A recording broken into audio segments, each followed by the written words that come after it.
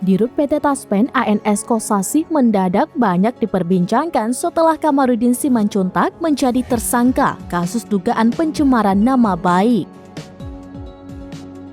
Kasus tersebut terkait hoaks dana capres 300 triliun rupiah yang dilaporkan oleh ANS Kosasih terhadap Kamarudin Simanjuntak. Diketahui Direktur Utama PT Taspen Persero ANS Kosasih tercatat memiliki harta kekayaan mencapai 42,1 miliar rupiah.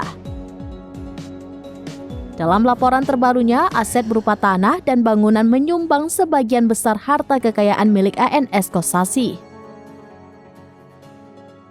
Selain itu, ia juga memiliki aset kendaraan dengan total 788 juta rupiah. Hal ini berdasarkan laporan harta kekayaan ANS Kosasih yang diserahkan kepada KPK pada 1 April 2022.